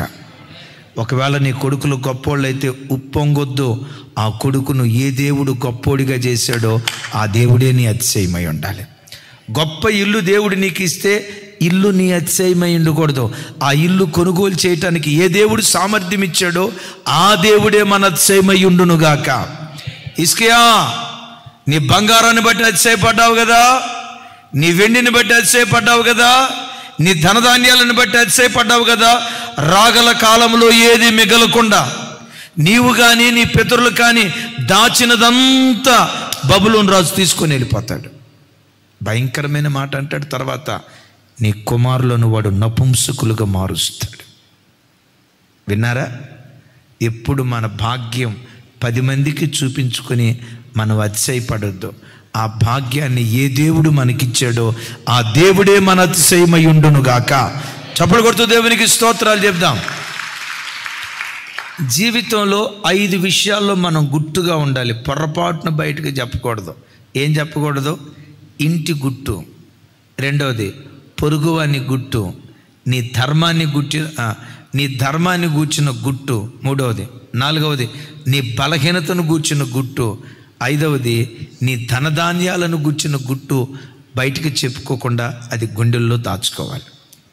అయితే దాచుకోవలసినవేంటో విన్నాం, దాచుకోకూడనివేంటో మరలా మాట చూద్దాం. చూడండి, అపోస్తల కార్యం 20వ అధ్యాయం 20-21 వచనాలు ఒకసారి చూడండి. పౌలు గారు బహు చక్కటి మాట అక్కడ అంటాడు. నాతో కలిసి చెప్పండి. మరియు ప్రయోజనకరమైనది ఏదియు దాచుకొనక బహిరంగముగాను ఇంటింటను మీకు తెలియచేయుచు బోధించుచు వచ్చి తిని. ఇంకొకసారి నాతో కలిసి చెప్పండి, నా వైపు చూసి. మరియు ప్రయోజనకరమైనది ఏది దాచుకోకుండా బహిరంగంగా చెప్పాడు, ఇంటింట తిరిగి చెప్పాడు. విన్నారు ఈ మాట? నువ్వేదైనా మాట్లాడేటప్పుడు ఇది ప్రయోజనకరమైనదా కాదా ఆలోచించి, ప్రయోజనకరమైనదైతేనే అది నీ నోటి నుంచి బయటికి రావాలి. పౌలు గారు ఎఫెసీ సంఘంతో కూడా మాట్లాడుతూ, ఇది ఎఫెసీలతో మాట్లాడిన మాట కదా, ఎఫెసీ సంఘానికి కూడా ఉత్తరం రాస్తూ ఓ చక్కటి మాట చెప్తాడు. చూడండి ఆ మాట. ఎఫెసీయులకు రాసిన పత్రిక 4వ అధ్యాయం 29వ వచనం. 4:29 చూడండి, నాతో కలిసి చెప్పండి. వినువారికి మేలు కలుగునట్లు అవసరమును బట్టి క్షేమాభివృద్ధికరమైన అనుకూల వచనమే పలుకుడి గాని దుర్భాష ఏదైనను మీ నోట రానియ్యకుడి. అందరం చప్పలు కొడుతూ దేవునికి స్తోత్రాలు చెప్దాం. తమ్ముళ్ళారా, విన్నారా? లైవ్ చూస్తున్న బిడ్డలారా, ఒకసారి ఆలోచించండి. ఏమంటాడు? వినువానికి మేలు కలుగునట్లు అవసరమును బట్టి క్షేమాభివృద్ధికరమైన అనుకూల వచనమే పలుకుడు కానీ దుర్భాష ఏది మీ నోట. అంటే నువ్వేదైనా మాట్లాడేటప్పుడు నేను మాట్లాడే ఈ మాట ఈ బిడ్డకు క్షేమం కలుగు చేస్తుందా? క్షేమానికి అభివృద్ధి కలుగు చేస్తుందా? నేను చెప్పే ఈ మాట ఈ బిడ్డకు మేలు కలుగుతుందా? మేలు కలుగుతుంది అనుకుంటేనే ఆ మాట చెప్పు. విన్నారా? క్షేమం కలుగు చేస్తుందంటేనే ఆ మాట చెప్పు. ఆ క్షేమాభివృద్ధి కలుగు చేస్తుందని ఆ మాట చెప్పు. క్షేమం కలుగు చేయలేదా, క్షేమాభివృద్ధి కలుగు చేయలేదా, నువ్వు చెప్పబోయే ఆ మాట ఎదుటివాడికి మేలు కలుగు చేయని మాట అయితే షట్ అప్ యువర్ మౌత్, నోరు మూసేసుకో. పౌలు వారంట ప్రయోజనకరమైనది ఏది దాచుకోకుండా ఇంటింట తెలియజేస్తూ వచ్చాడు. మానవాళికి ప్రయోజనకరమైన మాట మొట్టమొదట ప్రభువును గూర్చిన మాట ప్రయోజనకరమైనటువంటి మాట. Praise the Lord. దీని గురించి కీర్తనకర్త దావీదు గారు మాట్లాడుతూ ఇలా అంటాడు. చూడండి, 78వ కీర్తన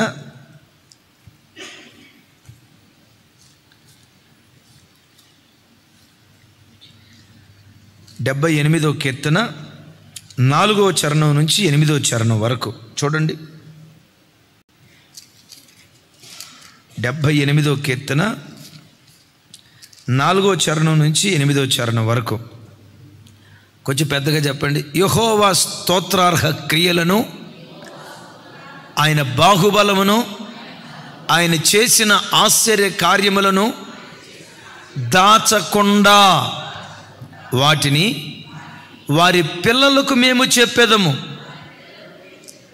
రాగల తరములలో పుట్టబోవు పిల్లలు దాన్ని ఎరుగునట్లును వారు లేచి తమ పిల్లలకు దాన్ని వివరించినట్లును వీరును దేవుని యందు నిరీక్షణ గలవారై దేవుని క్రియలను మరవకయుండి యథార్థ హృదయులు కాక దేవుని విషయమై స్థిర మనసు లేని వారై తమ పితరుల వలె తిరగబడకయు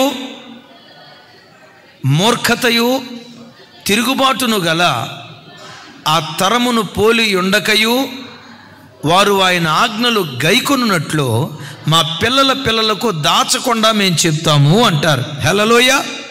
మరలా ప్రారంభ వచనం 4వ వచనం చూడండి. ఆ భక్తుడు, మేము దాచం, మా గుండెల్లో దాచం. ఏం దాచరయ్యా? ఏం దాచమో తెలుసా? యెహోవా స్తోత్రార్హ క్రియలను మా గుండెల్లో మేము దాచం. ఆయన బలం చేసిన కార్యాలు, ఆయన జరిగించిన ఆశ్చర్య కార్యాలు అవి మా గుండెల్లో దాచం. మా పిల్లలకు చెప్తాం, మా పిల్లల పిల్లలకు చెప్తాం. ఎందుకు మా పిల్లలకు చెప్తామో తెలుసా? రాబో తరం వారు దేవుడైన యెహోవా పట్ల నిరీక్షణ కలిగి బ్రతుకున్నట్లుగా. గట్టిగా చెప్తాం ఆమేన్. రాబో తరం వారు దేవుడైన యెహోవా పట్ల నిరీక్షణ కలిగి బ్రతుకున్నట్లుగా యెహోవా స్తోత్రార్హ క్రియలను మా పిల్లలకు మేము వివరిస్తాం. బిడ్డలారా, మీ ఇంట్లో మీ పిల్లలకు చెప్పేటప్పుడు 24 గంటలు యెహోవా స్తోత్రార్హ క్రియలు చెప్పండి. దేవుడు గతంలో తన బాహుబలత చాపి నీ బ్రతుకులో ఎలాంటి అద్భుతాలు చేశాడో, నీ జీవితంలో ఎలాంటి ఆశ్చర్య కార్యాలు చేశాడో పోసగుచ్చినట్లుగా ఒకదాని వెంబడి ఒకటి యెహోవా స్తోత్రార్హ క్రియలు మన పిల్లలకు వివరిస్తూ చెప్తే మన పిల్లలు భవిష్యత్ కాలంలో దేవుని యందు నిరీక్షణ కలిగిన వారిగా మారతారు. పెద్దగా చెప్దాం. ఎలా మారతారు? వాళ్ళు దేవుని మీద తిరుగుబాటు చేయకుండా, మూర్ఖత కలిగిన జనంగా వాళ్ళు బ్రతకకుండా, విశ్వాసఘాతకులుగా వాళ్ళు జీవించకుండా, భక్తి లేని వారిగా బ్రతకకుండా యథార్థపరులై బ్రతుకున్నట్లుగా నీ గుండెల్లో యెహోవా స్తోత్రార్హ క్రియలు దాచకుండా వాటిని పోసగుచ్చినట్లుగా మన పిల్లలకు వివరించేవారిగా మనం ఉండాలి. కొంచెం గట్టిగా చెప్దాం. కొంతమంది తల్లిదండ్రులు బుద్ధి లేక ఆదివారం చర్చికి వస్తారా, చర్చికి వెళ్ళి ఇంటికి వెళ్ళిన తర్వాత పిల్లలు అక్కడ పక్కనే ఉంటారు. చర్చిలో ఎవరేంటి, ఆ అక్కెట్ట, ఈ అక్కెట్ట, ఈ పాస్టర్ గారు ఎట్ట, ఆ పాస్టర్ గారు ఎట్ట, పిల్లలు వింటూ ఉండగా మాట్లాడతారు తల్లిదండ్రులు. బుద్ధి లేని తల్లిదండ్రులు, జ్ఞానం లేని తల్లిదండ్రులు. ఈ మాటలు పిల్లలు వినేటప్పుడు మీరు మాట్లాడితే, భార్యాభర్తలు కొన్ని విషయాలు కూర్చొని మాట్లాడుకుంటున్నారు అవసరం. ఇది పిల్లలు వినేటట్లుగా మాట్లాడితే, ఓహో మన చర్చికి వచ్చే వాళ్ళంతా వేషధారులు అన్నట్టు. ఆ అయ్యగారు ఏదో అరుచుకుంటా చెప్తాడు కానీ ఏమి ఎట్లా అన్నట్టు, ఆయన ఎట్లా అన్నట్లని సంఘం పిల్లల ఎదుట పలచన చేస్తారు కొంతమంది బుద్ధి లేని తల్లిదండ్రులు, జ్ఞానం లేని తల్లిదండ్రులు. దైవ సేవకులను గూర్చి కించపరుస్తూ మాట్లాడుకుంటారు. ఏమంటారు? వివేకం లేని తల్లిదండ్రులు. ఆ దైవజనుడు అన్నా, సంఘం అన్నా విలువ లేకుండా పసి హృదయాలలో ఒక చేదైన విత్తనాలు వేస్తారు. నేను ఈ మాట మాట్లాడుతున్నాను, మేము భార్యాభర్తలు మాట్లాడుకున్నాం. పిల్లలు వింటే వీళ్ళకు క్షేమాభివృద్ధి కలుగుతుందా లేదా, వీళ్ళకు మేలు కలుగుతుందా లేదా, వీళ్ళు ఆధ్యాత్మికంగా బలపడ, అయ్యో ఈ మాట విని వీళ్ళు ఎక్కడైనా బలహీనులు అవుతారేమో, సకల విధాలైన జ్ఞానంతో తల్లిదండ్రులు మాట్లాడుకునే వాళ్ళు అయి ఉండాలి. యేసయ్యకి మహిమ కలుగును గాక. అందుకని దావీదు భక్తుడు అంటాడు, మేము దాచం, మా పిల్లలకు వివరించకుండా ఇది మా గుండెల్లో మేము పెట్టుకోలేం. ఏం దాచరయ్యా మీరు? యెహోవా స్తోత్రార్హ క్రియలు మా గుండెల్లో దాచం. ఆయన బలం, ఆయన ఆశ్చర్య కార్యాలు, ఆయన నీతియుక్తమైన కార్యాలు మా గుండెల్లో దాచకుండా మా పిల్లలకు వివరిస్తా చెప్తాం. యేసయ్యకి మహిమ కలుగును గాక. అద్భుతం. అపోస్తుడైన పౌలు వారు ఇదే అధ్యాయంలో 27వ వచనంలో భలే చక్కటి మాట అంటాడు. చూడండి 27వ వచనం.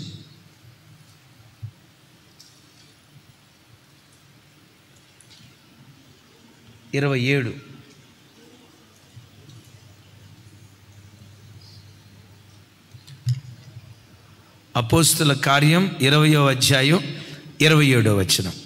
నాతో కలిసి చెప్పండి. దేవుని సంకల్పమంతయు మీకు తెలుపకుండా నేనేమీ దాచుకొనలేదు. ఆగండి అక్కడ. నా వైపు చూసి చెప్పాలరా తల్లి, నా వైపు చూసి. పౌలు గారు అసలు ఏ మాట మాట్లాడుతున్నాడో చూడండి. ఏమంటాడు? సంగమా, దేవుని సంకల్పమంతయు మీకు తెలుపకుండా నేనేమీ, అంటే ఏం బయలుపరిచాడు, ఏం చెప్పాడు? ఇంటింటికి వెళ్ళి మనుషుని దగ్గరికి వెళ్ళి ఏం చెప్పాడు అంటే, ప్రజల పట్ల దేవుని సంకల్పం ఏమై ఉందో, దేవుని దయా సంకల్పాన్ని గుండెల్లో దాచుకోకుండా అంతా చెప్పేశాడట. ప్రయోజనకరమైన ప్రతిదీ బయలుపరిచాడట. ఎదుటివాడికి మేలు కలిగే ప్రతి మాట బయలుపరిచాడట. నేను ఒక మాట మిమ్మల్ని అడుగుతా, అబద్ధం ఆడకుండా చెప్పండి, యథార్థంగా చెప్పండి. అమ్మ మదిరా, నా వైపు చూడాలి అందరూ, మీ అందరిని అడుగుతా. ఆదివారం చర్చిలో అనౌన్స్మెంట్ చేశాను. ఫిబ్రవరి నెల 26వ తారీఖు కుటుంబ క్షేమం కొరకై ఉపవాస ప్రార్థన. మీరు ఎరిగిన వాళ్ళందరికీ ఈ సమాచారం షేర్ చేయండి. అనేకులు ఉపవాస ప్రార్థనలో పాలు పంపులు పొందేటట్లుగా పురికొల్పండి అని చెప్పాను. ఇది మీరు విన్నారు. మీరు అట్లా చర్చి వదిలిపెట్టి దారి వెంబడి వెళ్తూ ఉంటే చర్చిలో తబలా కొట్టే యెహోషువ అనుకోండి, ఒక మాట, చర్చిలో తబలా కొట్టే అబ్బాయి మీకు అక్కడ సిగరెట్ తాగుతూ కనపడ్డాడు అనుకోండి, ఒక మాట, సిగరెట్ తాగుతూ కనపడ్డాడు. మీరు 10 మందికి ఈ 2 వార్తల్లో ఏ వార్త చెప్తారు? అబద్ధం ఆడకుండా చెప్పండి. ఏ వార్త చెప్తారు? మీరు అలా వెళ్తూ ఉంటే ఇందాక కీబోర్డు కొట్టిన తమ్ముడు, కీబోర్డు కొట్టిన తమ్ముడు రోడ్డు మీద వాళ్ళ ఆవన కూడా అట్లాగే కొడుతున్నాడు. యెహోషువ తబలా దబేల్ దబేల్ దబేల్ దబేల్మని కొట్టినట్టుగా రోడ్డు మీద కూడా వాళ్ళ భార్యని దబేల్మని కొడుతున్నాడు, ఇంట్లోనే కొడుతున్నాడు. ఇది పొరపాటున మీ పాపపు కంటిలో పడింది. చర్చిలోనేమో 26వ తారీఖు ఉపవాస ప్రార్థన, ఈ వార్త విన్నారు. యెహోషువ అనేమో రోడ్డు మీద వాళ్ళ భార్యను కొడుతున్నాడు. ఈ 2 వార్తల్లో ఏ వార్త వైరల్ అయింది? అబద్ధం ఆడకుండా చెప్పండి అమ్మ. రాజేష్ భార్యను కొట్టిన వార్తే కదా. రోడ్డు మీద నిలబడి అని వదులుతాడు, చూశారు కదా, ఈ వార్తే కదా. దీని వలన ఎదుటోడికి ఏమైనా ప్రయోజనమా? ప్రయోజనం కాకపోవటం కాదు, దానివల్ల ఎంత నష్టమో. ఓహో, చర్చికి వెళ్ళి కూడా తాగొచ్చు అన్నట్లు, తబలా కొడతా కూడా ఈ వేషాలు వేయొచ్చు అన్నట్లని ఒకటి భక్తిని నువ్వు బలహీనపరిచినోడు అయిపోతావు. చూడండి, నిష్ప్రయోజనమైన వాటన్నిటినీ చాటి చెప్పడానికి చాలామంది ఉంటారు. చాలామంది ఉంటారు. ప్రయోజనకరమైన వాటిని బయటకు చెప్పరు. నేను మరలా అడుగుతా, ఈ 2 వార్తల్లో ఏ వార్త చెప్పడానికి నీకు కుతూహలత ఉంటుంది? 26వ తారీఖు కుటుంబాల క్షేమం కొరకై ఉపవాస ప్రార్థనని అన్న చెప్పాడు. కుటుంబాలు పతనమైపోతున్నాయి, పిల్లలు ఎక్కడ చూసినా దారి తప్పిపోతున్నారు. అయ్యో, కుటుంబాల కొరకు ఉపవాస ప్రార్థన, అబ్బా ఎంత మంచి ఆలోచన కదా, ఇది 10 మందికి చెప్తామని అనుకుంటారా? ఆడెవడో రోడ్డు మీద సిగరెట్ తాగింది 10 మందికి చెప్తారా? రెండోది చెప్పకపోతే అక్క నీకు బీపీ పెరగదా? 190కి పోతే 190కి పోతే 10 మందికి చెప్పిన తర్వాత కానీ. ఓసారి మన చర్చి ఎందుకు డెవలప్ కావట్లేదా అని అందరూ కూర్చొని 4 మాట్లాడుతున్నారంట. అద్భుతం. ఒరే, మన చర్చి ఎందుకు డెవలప్ కావట్లేదురా? నిన్నగాక మొన్న పెట్టిన చర్చి వాళ్ళది డెవలప్ అయింది, మన తర్వాత పెట్టిన చర్చి వీళ్ళది డెవలప్ అయింది. మంది 25 సంవత్సరాల క్రితం పెట్టిన చర్చి ఎప్పటికీ 20 మందే ఉన్నారు. మన చర్చి ఎందుకు డెవలప్ కావట్లేదు అని 4 సంఘ పెద్దలు కూర్చొని మాట్లాడుకుంటున్నారట. మొదట ఆయన అన్నాడట, మనం మాట్లాడుకొని ప్రార్థన చేసుకునే ముందు మన ఒక్కొక్కరి బలహీనత ఒకరితో ఒకళ్ళని ఒప్పుకుందాంరా, మన పొరపాట్లు ఒప్పుకుందాం, ఆ తర్వాత కలిసి ప్రార్థన చేద్దాం. మన ప్రార్థన ధూపంలాగా దేవుని సన్నిధికి తప్పకుండా చేరుతుంది అని. సరే, నీ బలహీనత ఏంటో చెప్పరా అన్నారు. వాడు అన్నాడు, నా పేరేమో క్రీస్తుదాసు, గడిచిన కొన్ని సంవత్సరాల నుంచి దేవదాసుగా బ్రతుకుతున్నా. ఈ సంగతి మా ఆవిడికి కూడా తెలియదు. చర్చిలో నేను ప్రెసిడెంట్ని, నేను తాగుబోతున్నా అన్న సంగతి పాస్టర్ గారికి తెలియటం దేవుడి వరకు మా ఆవిడికే తెలియదు. మీ ఆవిడికి తెలియకుండా ఎట్లా మెయింటైన్ చేసావు? సొక్కేసుకొని ఇంటికి వచ్చే లోపే 2 పొట్లాలు ఒక్కపొడి వేసుకుంటా. మా ఆవిడ అంటది, తాగి వచ్చేవు కదూ అని అంటది. నేను అంటా, రా కావాలంటే చూడు అంట. మా పిచ్చి మోకానికి ఒక్కపొడి ఏదో మందు వాసన ఏదో, ఒక్కపొడి వాసన ఏదో మందు వాసన ఏదో తెలియక ఒక్క వాసన చూసి, మా ఆయన ఎంత భక్తి కలిగినోడు, క్రీస్తుదాసు అని అనుకుంటుందంట. నేను తాగుతున్న సంగతి మా ఆవిడికి కూడా తెలియదు. ఇన్ని సంవత్సరాలు బట్టి తాగుతున్నాను. రెండోవాడు, నీ బలహీనత ఏంటో చెప్పరా అన్నారంట. నేను చర్చిలో ట్రెజరర్గా ఉన్నా కదా, పాస్టర్ గారికి తెలియకుండా 70,000 రూపాయలు నొక్కేసా. ఒరే, దేవుని డబ్బు ఎట్టు నొక్కేవురా? అరే, దేవుని డబ్బు నొక్కామంటావేంట్రా? దేవుడు ఎవరు? మన తండ్రి. మనం ఆయనకి ఎవరివి? కుమారులు. కొడుకు ఎవరు డబ్బు తింటాడు చెప్పు? తండ్రి డబ్బు తింటాడు. నా తండ్రి డబ్బు నేను తిన్నా ఇంతే, కావాలంటే మీ వంతు వచ్చినప్పుడు మీరు కూడా తినండి అన్నాడంట. తతిమ 3 షాక్ అయ్యి 3వ వైపు చూశారంట. ఒరే, నీ బలహీనత ఏంటో చెప్పరా అంటే వాడు తలకాయ ఉంచి అన్నాడంట, నాకు చెన్నెళ్ళు కూడా ఉంది. అసలు ఆవిడికి తెలియదు. అసలు ఆవిడికి తెలియకుండా 2వ ఇల్లు కూడా మెయింటైన్ చేస్తున్నా, ఇదిరా నా పరిస్థితి అని 3వ వాడు తన బలహీనత చెప్పాడట. ఈ 3 వాళ్ళ బలహీనతలు చెప్పి 4వ వాడు ఏం చెప్తాడు ఎందామని 4వ వాడి వైపు చూశారు. అద్భుతం తెలుసా, 4వ వాడు అక్కడ లేడు.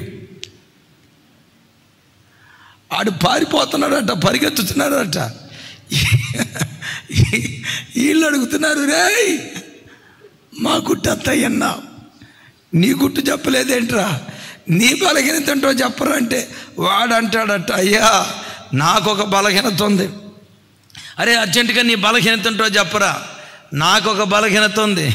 నాకేదైనా ఒక విషయం తెలిస్తే 10 మంది చెవులో ఊదేదాకా నా ప్రాణంగా ఉండదయ్యా. ఆగుతా, 10 మందికి చెప్పిన తర్వాత ఆగుతా.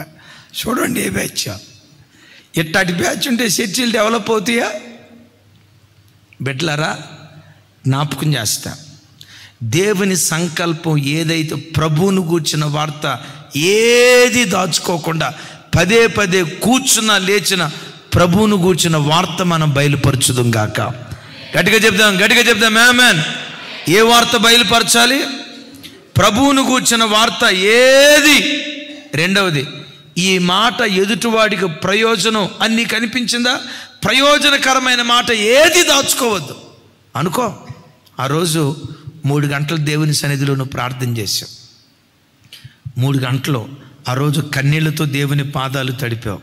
ఎదురైనప్పుడు, బ్రదర్, ఈరోజు ప్రార్థన గదిలో కూర్చున్నప్పుడు పరిశుద్ధాత్మని ప్రసన్నత నన్ను ఆవరించింది బ్రదర్. ప్రార్థన కొరకు దేవుని ఆత్మ పురికొల్పింది బ్రదర్. ఎప్పుడూ ప్రార్థన చేయనంతగా 3 గంటలు ప్రార్థన చేసే బ్రదర్.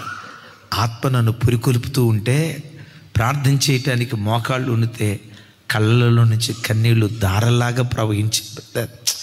దేవుని ఆత్మ ఒక వ్యక్తిని ప్రార్థనలో పురికొల్పితే ఎంత ఏడుస్తూ ప్రార్థన చేస్తాడన్న సంగతి నాకు తెలియదు బ్రదర్. ఆత్మ నన్ను ఇలా బలవంతం చేసింది బ్రదర్ అని చెప్పు. ఆ మాట ప్రయోజనమా కాదా? చెప్పు. సూర్యుడు తూర్పు దిక్కున ఉదయించడం మర్చిపోతాడేమో కానీ అరుణోదయపు ప్రార్థన మేము మర్చిపోయాం బ్రదర్. పడమటి దిక్కున సూర్యుడు అస్తమించడం మర్చిపోతాడేమో కానీ మా కుటుంబంలో కుటుంబ ప్రార్థన చేసుకోవటం మేము మర్చిపోం బ్రదర్. ఇది దేవుడు మాకు ఇచ్చిన భక్తి జీవితం. ఇది చెప్పు. ప్రయోజనం. నేను ఈ సంఘానికి వచ్చిన తర్వాత దేవుని మహా గొప్ప కృపను బట్టి 50 మంది ఆత్మలు ప్రభు కొరకు సంపాదించే బ్రదర్.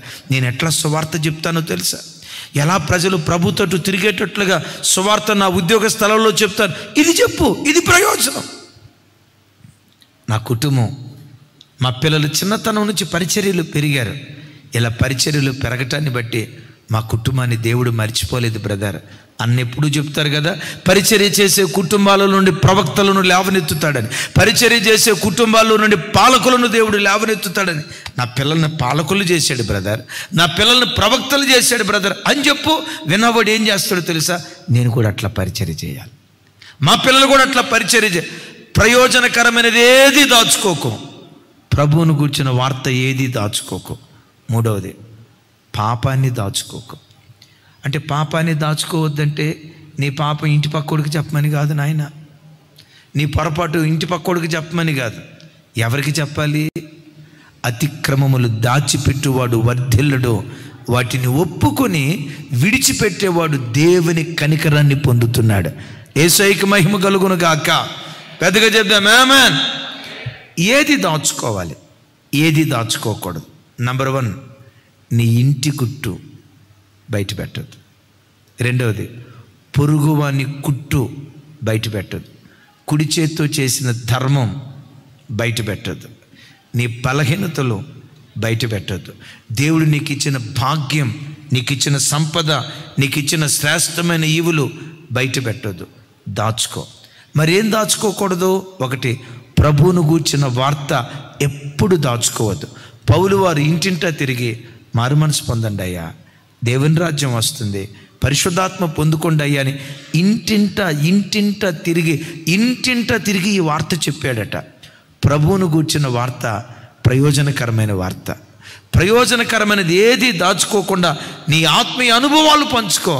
వాటన్నిటికంటే విశేషంగా దేవుని సన్నిధిలో మోకరించినప్పుడు ఆదాము తన దోషాన్ని కప్పిపెట్టుకున్నట్లుగా నీ దోషాన్ని కప్పిపెట్టుకోకుండా నీ తప్పును ఉన్నట్లుగా దేవుని దగ్గర ఒప్పుకో.